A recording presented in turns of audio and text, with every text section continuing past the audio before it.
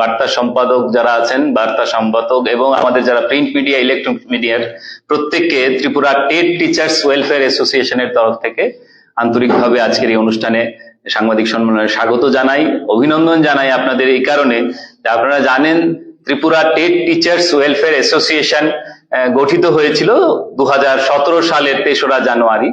সেই সময়ের যে মূল দাবিকে নিয়ে এই অ্যাসোসিয়েশনে আত্মপ্রকাশ ছিল সেটা হচ্ছে প্রথম দিন থেকে নিয়মিত বেতনক্রম প্রদান করা আমাদেরকে, কারণ ভারতবর্ষের কোথাও টেট শিক্ষকরা অস্থায়ী পদে মানে যারা স্থায়ী পদে ফিক্সড পেতে নেই, সুতরাং ত্রিপুরা কেন তার ব্যতিক্রম হবে, তার জন্যই আমাদের এই লড়াই সংগ্রাম শুরু হয়েছিল 2017 সালে। সেই সময়ের প্রেক্ষাপট ছিল এক ধরনের, আজকের প্রেক্ষাপট আরেক রকম। আপনারা নিশ্চয়ই জানেন গত 8ই জানুয়ারি 2026 ইংরেজি তারিখে ত্রিপুরার উচ্চ আদালতের মহামান্য বিচারক দ্বয় সর্বশ্রী শ্রী MS রামচন্দ্র রাও এবং আমাদের রাজ্যের বিশ্বজিৎ পালিত মহোদয় ওনাদের ডিভিশন বেঞ্চে ত্রিপুরা সরকারের এই যে ফিক্সড পলিসি 2001 এবং 7 সালে যে আরোপিত fixed policy group C group ডির, সেই ক্ষেত্রে একটা প্রতিবন্ধকতার আদেশ জারি করেছেন, অর্থাৎ গ্রুপ সি গ্রুপ ডি এমপ্লয়িরা ফিক্সড পেতে আর থাকবেন না। এটা মাননীয় উচ্চ আদালতের ডিভিশন বেঞ্চ জানিয়ে দিয়েছে 8ই জানুয়ারি এবছর। আমরা মহামান্য উচ্চ আদালতের এই রায়কে স্বাগত জানাই এবং অভিনন্দন জানাই বিচারক দ্বয়কে, এবং যিনি এই পরিচালনা করেছেন এই আইনজীবী পুরুষোত্তম স্যারকে সহ আমাদের এই ত্রিপুরা টেট টিচার ওয়েলফেয়ার অ্যাসোসিয়েশনের 10,000-এর উপরে যারা আমাদের শিক্ষক শিক্ষিকা আছেন প্রত্যেককেই এই সংগঠনের তরফ থেকে আন্তরিকভাবে অভিনন্দন, শুভেচ্ছা জ্ঞাপন করছি এই শুভ মুহূর্তে। আপনারা জানেন এই কেসটি লড়েছেন 17 জন আমাদের টেট শিক্ষক শিক্ষিকা, এর মধ্যে আমাদের সংগঠনের 4 জন সদস্য ছিলেন। তাই আমরা এই সংগঠনগতভাবেও ওনাদেরকে অভিনন্দিত করছি আজকের এই ঐতিহাসিক যে রায়, এবং আমাদের যে উদ্দেশ্যকে লক্ষ্য রেখে আমরা যে বলেছিলাম 2017 সালে যখন থেকে শুরু হলো এই টেট পরীক্ষা দিয়ে নিয়োগ, তখনই আমরা বলেছিলাম যেটা আনকনস্টিটিউশনাল অর্থাৎ অসাংবিধানিক, এটাই মাননীয় উচ্চ আদালত বলেছে, এবং ভারতবর্ষের সমকাজে সমবেতন আর্টিকেল 14-এর উপর বেস করে ওনারা এই রায় দিয়েছেন।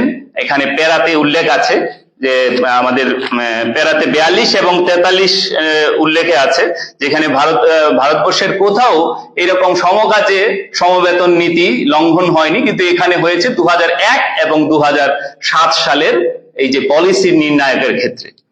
আমরা এখানে বলতে চেষ্টা করছি, আপনারা বুঝতে পারবেন, আপনারা অবগত আছেন ত্রিপুরা টেট টিচার্স ওয়েলফেয়ার অ্যাসোসিয়েশনের যে ধারাবাহিক লড়াই সংগ্রাম ময়দানে থেকে এবং ময়দানের বাইরে আইনের যারা গেছেন তাদেরকেও আমরা অভিনন্দিত করি। আজকের যে ঐতিহাসিক রায় শুধু ত্রিপুরা রাজ্যের সমস্ত টেট শিক্ষক শিক্ষিকাদের নয়, এখানে মহামান্য আদালত সেখানে অন্যান্য স্তরেও যারা করণিক আছেন বা বিভিন্ন স্তরে আছেন যারা 5 বছরের ফিক্সড পেতে ছিলেন, তারাও এর মাধ্যমে কিন্তু একটা সুফল পেতে চলেছেন, যেটা একটা ঐতিহাসিক ঘটনা। আমরা Tripura TET teacher welfare association মনে করি যে ত্রিপুরাতে একটাই মাত্র টেট শিক্ষকদের স্বীকৃত, সরকার স্বীকৃত কর্মচারী শিক্ষক সংগঠন হিসেবে আমরা দীর্ঘদিন ধরে এখানে আছি। আমাদের একটা দায়বদ্ধতা রয়েছে, একটা সংগঠন চলে তার দলমত এবং দলগত যে সিদ্ধান্ত, সামগ্রিক সমষ্টিগত সিদ্ধান্তের উপর ভিত্তি করে, সেখানে আমাদের সংগঠনগতভাবে আমরা হয়তোবা এই লড়াইয়ে হাইকোর্টে আমাদের নাম, সংগঠনের নাম ছিল না, কিন্তু আমাদের 4 জন সদস্য সেখানে ছিলেন। সুতরাং এর মাধ্যমে আমাদের যে ঐক্যবদ্ধ চেহারা সেটা বজায় রয়েছে, এবং Tripura TET teacher welfare association সেই ক্ষেত্রে সর্বাগ্রে ভূমিকা গ্রহণ করে। আমরা এই রাজ্যের যারা আমলা, আমরা তাদেরকে বলতে চাইছি এই কারণে, আপনারা জানেন 2001 এবং 2007 সালে যারা এই পলিসি তৈরি করেছেন তারা রাজ্য সরকারগুলোকে, অর্থাৎ আগের সরকার এবং বর্তমান সরকার ধারাবাহিকভাবে এই 25 বছর ধরে এই যে অমানবিক সিস্টেমটা, ফিক্সড পে সিস্টেম, সেটার অবলুপ্তির জন্য কোনো ভূমিকা নেননি, বরং সরকারকে তারা আমরা বলবো ভুল বুঝিয়েছেন। বা বিভিন্ন ক্ষেত্রে তারা যখন আইন প্রণয়ন করেন সেখানে দেখা যায় গ্রুপ এ গ্রুপ বির ক্ষেত্রে সেটা হয় না, হয় গ্রুপ সি এবং গ্রুপ ডি এমপ্লয়ীদের ক্ষেত্রে। সেটা দুর্ভাগ্যজনক। আমরা অনতি বিলম্বে আমরা মাননীয় মুখ্যমন্ত্রী, আমাদের সকলের প্রিয় শ্রদ্ধার আমাদের মানিক সাহাজির কাছে অনুরোধ করছি ত্রিপুরা টেট টিচার ওয়েলফেয়ার অ্যাসোসিয়েশনের পক্ষ থেকে, যে আপনি এই যে বন্ধা পদ্ধতি ফিক্সড পে পলিসি যেটা আজকে মহামান্য উচ্চ আদালতের ডিভিশন বেঞ্চ রায় দিয়েছে, আপনাকে অনেকে অনেক ধরনের স্বার্থান্বেষী মহল বিভিন্নভাবে বোঝাতে চেষ্টা করবে, কিন্তু আপনি আপনার আমাদের উপর সদয় হবেন এবং সেই ক্ষেত্রে বলিষ্ঠ ভূমিকা আপনি গ্রহণ করবেন বলে আমরা বিশ্বাস করি। এই যে ধারাবাহিক লড়াই সংগ্রাম, এই লড়াই সংগ্রামে আপনারা জানেন ত্রিপুরাতে এই যে আজকে যে আমলাদের দ্বারা যে আমরা লক্ষ্য করেছি, আপনারা দেখেছেন 10,323 জন শিক্ষক শিক্ষিকা কিন্তু এই অমানবিকতার শিকার হয়েছেন। ডিউ টু আপনারা জানেন যে আমাদের প্রাক্তন যিনি ছিলেন বনমালী সিনহা স্যার, আর কে দে চৌধুরী, উনারা আজকে এইভাবে সরকারটাকে যখন বোঝানোর ক্ষেত্রে একটু ভুল করেন, তার ফল কিন্তু ভুগতে হয় সুদূর প্রসারী।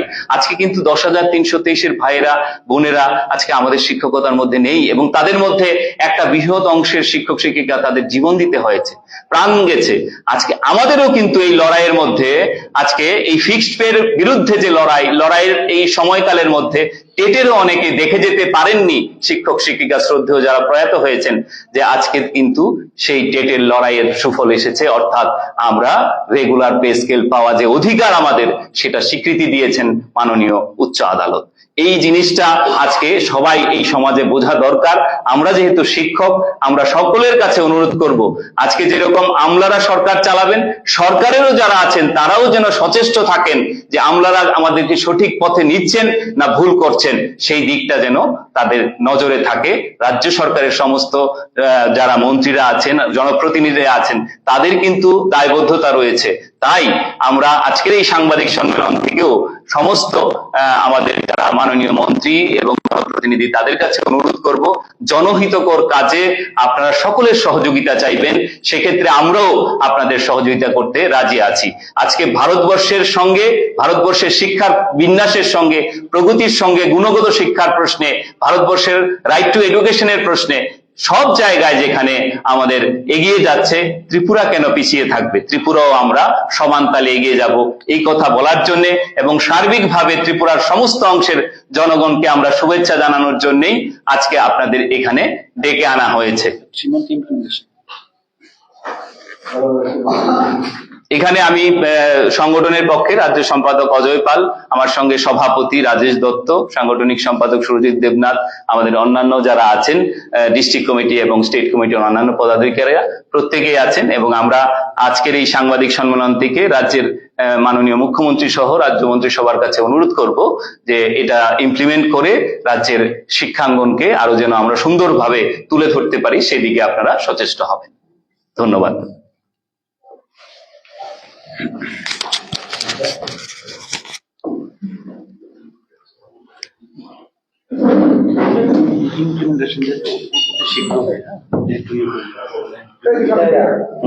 জিজ্ঞাসা করে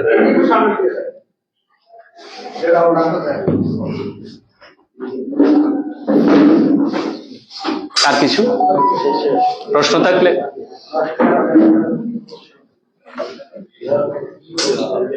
প্রিন্ট মিডিয়া আছে না, প্রিন্ট মিডিয়া